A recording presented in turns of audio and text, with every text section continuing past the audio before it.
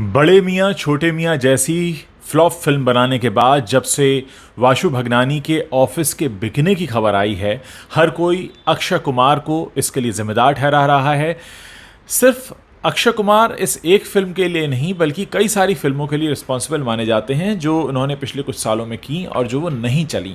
अक्षय कुमार ने कभी अपनी फीस कम नहीं की, लेकिन लगातार उनकी फिल्मों का फ्लॉप होना नहीं रुका। बात चाहे बेल बॉटम की हो, लक्ष्मी बॉम्ब की हो, मिशन रानीगंज की हो, या हाल ही में आई बड़े मियाँ छोटे मियाँ की।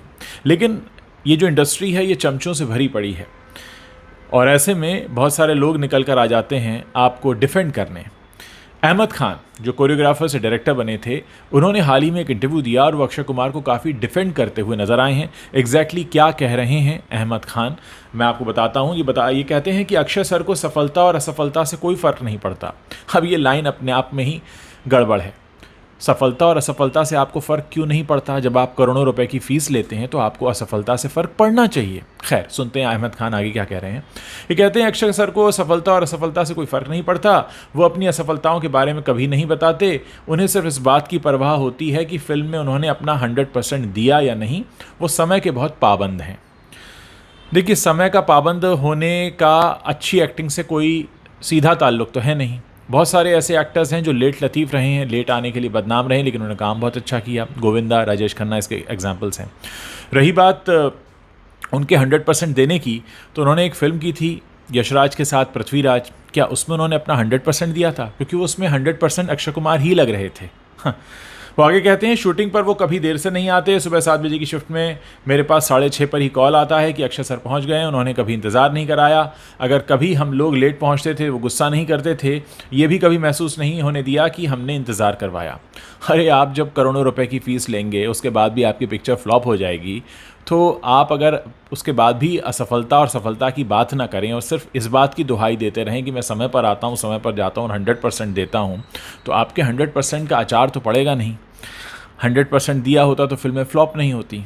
या ये समझा जाए कि वो अपनी किसी फिल्म की नाकामी की जिम्मेदारी अपने कंधों पर नहीं लेना चाहते। आगे क्या कहते हैं अहमद खान, ये मैं आपको दैनिक भास्कर के हवाले से बता रहा हूँ। ये कहते हैं अक्षय कुमार एक साल में कई सारी फिल्में करते हैं, उनकी फिल्में बॉक्स ऑफिस पर कमाई नहीं कर पा रही हैं। तो अहमद खान कहते हैं कि लोग समझते हैं कि अक्षय सर पैसों के लिए फिल्में करते हैं, जबकि ऐसा नहीं है। उन्हें पैसे की क्या ज़रूरत है?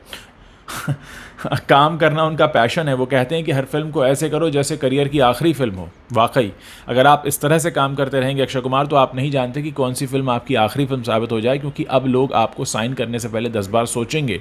आपको इतनी बार साइन करने वाला प्रोड्यूसर अगर अपना दफ्तर बेच रहा है आपके साथ फिल्म बनाने के बाद, तो आप सोचिए कि आप किस तरह की जगह रखते हैं बॉलीवुड के अंदर। हाँ, वैसे मैं आपको बता दूं कि बड़े मियाँ छोटे मियाँ तो फ्लॉप हुई है। मतलब ये फिल्म बनी थी करीब 350 करोड़ रुपए में और ये 60 करोड़ भी नहीं कमा पाई।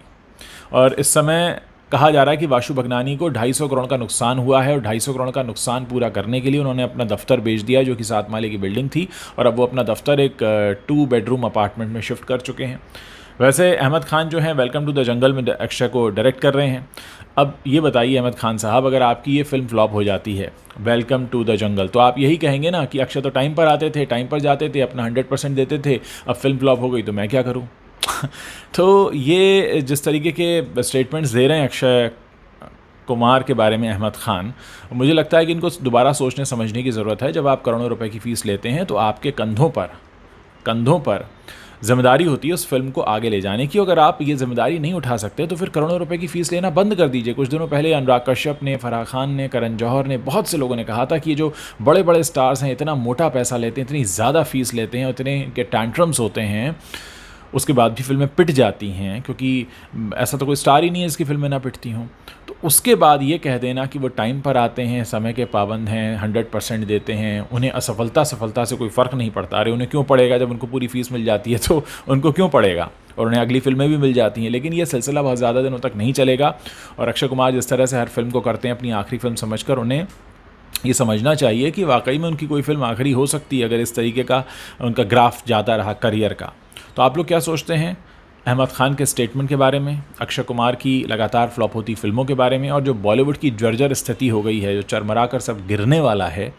क्योंकि ख़राब कहानियाँ हैं, आप कहानियों पर काम नहीं करते, आप नई कहानियों पर प्रयोग नहीं करते, आप दोबारा दोबारा वही चेहरे घिसे पिटे लेकर आते रहते हैं, न जाने कितनों को रीलॉन्च करते हैं। तो क्या आपको लगता है कि बॉलीवुड इससे संभल पाएगा, या वाकई अब बॉलीवुड को रुक कर सोचने की ज़रूरत है कि गलती कहाँ और क्यों हो रही है?